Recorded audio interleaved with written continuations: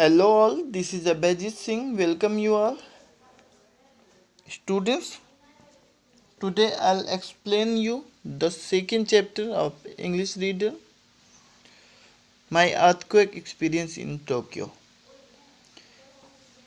इस चैप्टर में स्टूडेंट जो इस चैप्टर का राइटर है वो एक फोटोग्राफर रहता है और 11 मार्च 2011 को जो जापान में सबसे बड़ा भूकंप आया था, लेखक उस समय वहीं था और उसने जो कुछ भी एक्सपीरियंस किया वो इस चैप्टर में ऑथर ने स्वयं लिखा है। जैसे कि देखिए टाइटल से ही पता चल रहा है कि माई अर्थक्वेक एक्सपीरियंस इन टोक्यो कि लेखक ने अपने बारे में लिखा है कि माई अर्थक्वेक एक्सपीरियंस यानी कि मेरा एक्सपीरियंस इन टोक्यो में किस चीज़ का, अर्थक्वेक का, यानी कि मेरा भूकंप का एक्सपीरियंस टोक्यो में। ओके, चलिए इस स्टोरी को स्टार्ट करने से पहले लेट्स सी इस get going. Do you have any experience of natural disaster? पूछा जा रहा है आपसे कि क्या आपने कभी अनुभव किया है इस तरह के किसी भी आपदा का? आप भी फील किए होंगे ना, कभी कभी धरती हिलती तो है। Can you remember one of the most severe earthquakes that shook Japan on March 11, 2011? क्या आपको याद है, आप याद कर सकते हैं जो कि सबसे भयानक अर्थक्वेक जिसने हिला दिया था जापान को 11 मार्च 2011 को? क्या आपको याद है वो जब 11 मार्च 2011 को जापान को हिला के रख दिया था वो भूकंप? Let us read this true life experience of someone who witnessed this terrible disaster. Let us read, चलिए पढ़ते हैं इस ट्रू लाइफ एक्सपीरियंस का। मतलब ये पोएट, ये जो राइटर है खुद देखा था ना, स्वयं एक्सपीरियंस किया था, तो वही इस स्टोरी को पढ़ते हैं जिसमें पोएट इस डिजास्टर का स्वयं साक्षी है। मतलब पोएट ने, जो राइटर है उसने स्वयं देखा है इसे। ओके, चलिए स्टार्ट करते हैं। I left my hotel room with my camera, excited to document the manic energy of Tokyo's sprawling megapolis. I left my hotel room. मैंने अपना रूम छोड़ा, मतलब होटल जहाँ पे मैं ठहरा था वो छोड़ा विद माई कैमरा, अपने कैमरे के साथ। एक्साइटेड मतलब खूब एक्साइटेड था। To document the manic energy, manic energy मतलब ना कि जो कुछ भी एक्टिविटीज़ है, जो कुछ भी वहाँ पे हो रहा है उसी को आप टोक्यो स्प्राउलिंग मेगापोलिस, टोक्यो के स्प्राउलिंग मेगापोलिस मतलब एक बहुत बड़ा सा शहर जो है, एक लार्ज एरिया को कवर करने के लिए, वहाँ पे क्या हो रहा है, जो कुछ भी एक्टिविटीज़ होंगी उसको कवर करने के लिए पोएट ये जो ऑथर है वो काफ़ी एक्साइटेड था और अपना कैमरा ले करके जो है होटल से निकला। There was no way I could have known that instead, देखिए देयर वॉज नो वे मतलब उसे कुछ पता नहीं था। जो ऑथर है वो बोल रहा है कि मुझे कुछ पता नहीं था कि आई could have known that instead, कि मतलब क्या होने वाला है। I would and up taking picture of one of the most frightening days of my life. अब ये ऑथर है वो ये बोल रहा है कि अब मुझे पता नहीं था कि अगले क्षण क्या हो सकता था, क्या होने वाला है। आई वुड एंड अप, मैं लूँगा, एंड अप मतलब एकदम लास्ट पिक्चर जो है of one of the most frightening days of my life, मतलब अपने जीवन की सबसे भयानक दिनों में से एक दिन का पिक्चर मैं लेने जा रहा हूँ। ये ऑथर बोल रहा है कि मुझे ये नहीं पता था कि मैं इतने खतरनाक दिन का, इतने भयावह दिन का पिक्चर लेने जा रहा हूँ। आज मतलब लूँगा। I had just emerged from the belly of the Tokyo metro system, 4 floors beneath Shinjuku station. I had just emerged. अब ऑथर बोल रहा है कि मैं बस निकला ही था। कहाँ से? From the Bailey Tokyo metro station, Bailey से, जो कि मेट्रो टोक्यो के का जो मेट्रो सिस्टम है वहाँ से वो निकला था, बस निकला ही था बेली से। 4 फ्लोर्स बीनीथ, 4 फ्लोर नीचे है, जो कि शिंजुकू स्टेशन से, शिंजुकू स्टेशन है उसके 4 फ्लोर नीचे है क्या? Bailey metro station. Okay. The world's busiest train station, मतलब दुनिया का सबसे व्यस्त जो स्टेशन है, रेलवे स्टेशन, वो है ये शिंजुकू। वहाँ से उससे 4 फ्लोर नीचे जो बेली मेट्रो सिस्टम है वहाँ से जो है ऑथर निकला ही था। Thousands of commuters and tourists jammed parallel train platform and the shop in the arcade. हजारों की संख्या में यात्री और जो भी पर्यटक थे, यात्री और ये टूरिस्ट जाम किए हुए थे। पैरेलल मतलब एक ऐसे समांतर रेखा बना करके ट्रेन प्लेटफॉर्म पर, मतलब जाम लगा हुआ था, इतनी भीड़ थी। And the shop in the arcade, और दुकानों पे भी, जो आर्केड था, जो दुकानें वहाँ पे लगी हुई थी, वहाँ पे भी जो है लाइन लगा करके खूब भीड़ था। इट वॉज अराउंड 3 PM, लगभग 3 बज रहा था। I was lined up at the bullet train ticket counter to inquire about a trip to Nagoya. बोल रहा है कि मैं भी लाइन में खड़ा था। किस लाइन में? बुलेट ट्रेन टिकट वाले काउंटर पे। टू इंक्वायरी करने के लिए, मतलब पूछताछ करने के लिए, about a trip to Nagoya, कि मतलब नागोया के लिए जाना था उसको। जो ऑथर है उसको नागोया को लिए जाना था, तो वही पूछताछ करने के लिए बुलेट ट्रेन वाले टिकट काउंटर पे जो ऑथर है वो लाइन में लगा हुआ था। सम 200 miles south west of Tokyo, यही कुछ 200 मील जो है साउथ वेस्ट में था टोक्यो के, क्या?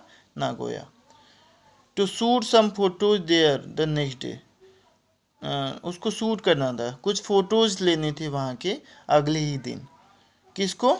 ये जो ऑथर है, ऑथर को इसलिए वहाँ पे इंक्वायरी कर रहा था कि उसे नागोया जाना था, जो कि लगभग 200 मील दूर था टोक्यो से, साउथ वेस्ट में था, जहाँ पे ऑथर को कुछ फ़ोटोज़ लेने थे अगले दिन। It was then that I felt the ground move.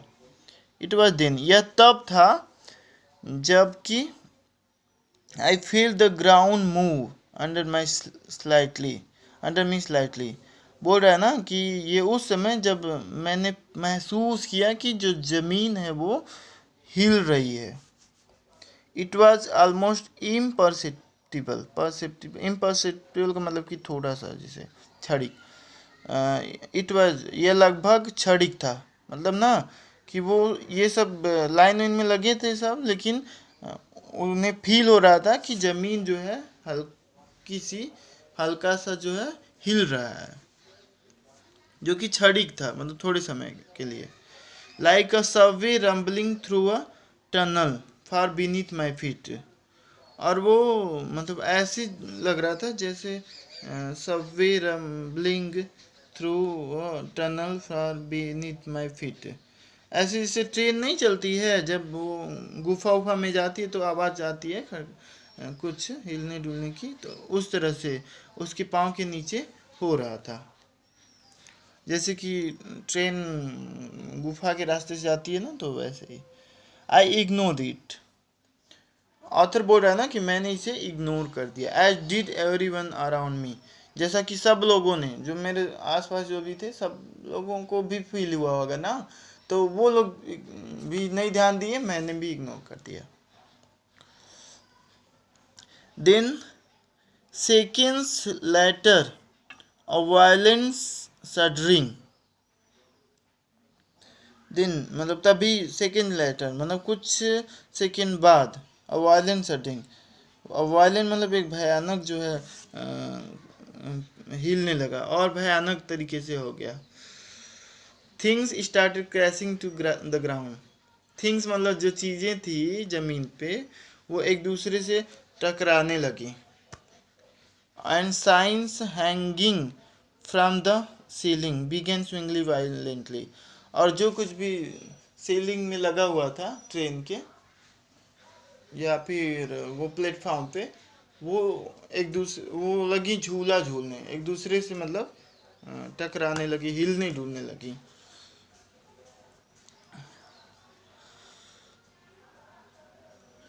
I looked at an elderly man next to me, मैंने देखा एक बुजुर्ग आदमी जो मेरे सामने था। ही स्माइल्ड, वह मुस्कुराया, बैक पीछे से मुस्कुराया, एट मी मतलब मेरी तरफ देख करके मुस्कुराया, एंड सेड और कहा earthquake, and said one word earthquake, मेरी तरफ देखा और मुस्कुराते हुए बोला अर्थक्वेक, मतलब कि भूकंप। जैसे होता है ना, जैसे अगर अभी हिल रही है तो क्या कोई भी बोलेगा भूकंप, वैसे ही वो भी बोला। I ran for the door about 60 feet away,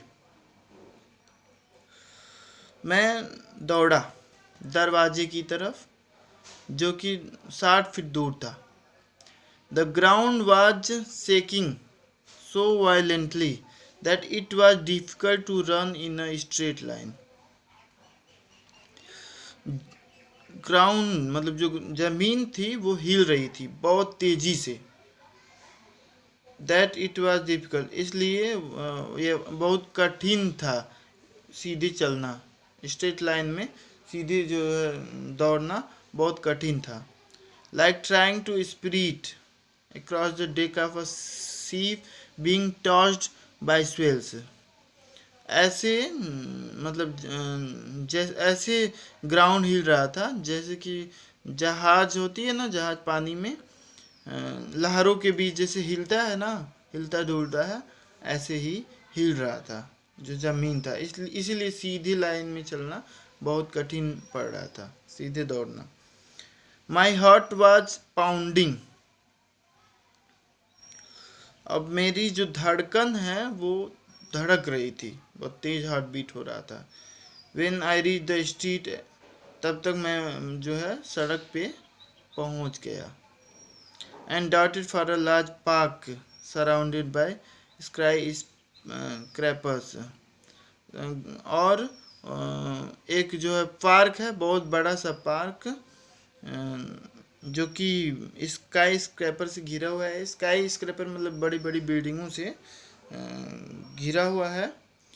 वहाँ पे मैं जो है पहुँचा, पार्क में मतलब पहुँचा, ये जो ऑथर है। My mind replayed the image of the World Trade Center crashing to the ground, अब देखिए बोल रहा है ऑथर कि मेरे दिमाग में वो जो पिक्चर है वो रिप्ले हो रही थी बार बार। किस चीज़ की पिक्चर? वर्ल्ड ट्रेड सेंटर का, क्रैशिंग टू द ग्राउंड, जो कि ज़मीन पे गिर रहा था। क्रैशिंग समझ रहा है ना, जो बिल्डिंग है वो गिर रही थी भूकंप से। The noise was unreal, you could hear the buildings creak, and groan as they shook in their foundation. जो आवाज़ें थी, जो हलचल था, वो अवास्तविक था। आप सुन सकते थे, you could hear the building, आप सुन सकते हैं क्रेक एंड ग्रोन, मतलब टूटने की और उखाड़ने की। शेक सुक इन द सुक इन देयर फाउंडेशन, जैसे बिल्डिंग जमीन से एकदम, फाउंडेशन से एकदम, नींव से जब उखड़ती है, उसकी आवाज़ें आप यू कुड हियर, आप सुन सकते हैं। I wanted to get as far away from this buildings as possible. अब ऑथर बोल रहा है कि मैं चाहता था दूर जाना, इन बिल्डिंगों से दूर जाना जितना पॉसिबल हो सके, मतलब जितना दूर मैं जा सकता हूँ मैं उतना ही दूर जाना चाहता था इन, मतलब उन बिल्डिंगों से। बट इन टोक्यो, लेकिन जापान में, finding any truly open space is virtually impossible, लेकिन जापान में इस तरह से खुला स्पेस, मतलब खाली जगह पाना लगभग इम्पॉसिबल था। I turn to look at the building that I had just run out of it. It was convulsing uncontrollably.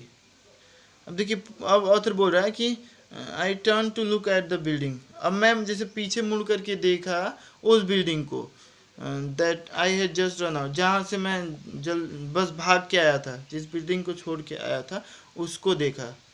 तो इट वॉज कन्वल्सिंग अनकंट्रोलेबली, तो उस देख रहा था ना कि वो बिल्डिंग जो है हिल रही थी, और भी अनकंट्रोलेबली, बिल्कुल उस बिल्डिंग पे कंट्रोल नहीं था, वो बिल्डिंग बहुत तेज जो है हिल रही थी।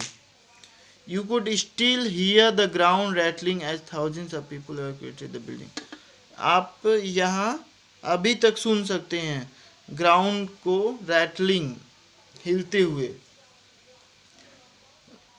जैसे कि thousands of people evacuated the building, और हजारों की संख्या में जो लोग हैं वहाँ पे भाग रहे थे बिल्डिंग से, from the evacuated the building, अपनी बिल्डिंग को छोड़ के भाग रहे थे।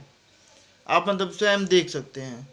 आई started to shoot photos of everything that was happening, मैंने फ़ोटो लेना स्टार्ट कर दिया सारी चीज़ों का जो वहाँ पे हो रहा था, सारी चीज़ों का फ़ोटो लेना स्टार्ट कर दिया। स्टूडेंट्स, अब अगर इससे ज़्यादा अगर हम पढ़ाएंगे तो वीडियो काफ़ी लंबा हो जाएगा, इसलिए अब बाकी की चीज़ें नेक्स्ट वीडियो में। Thank you.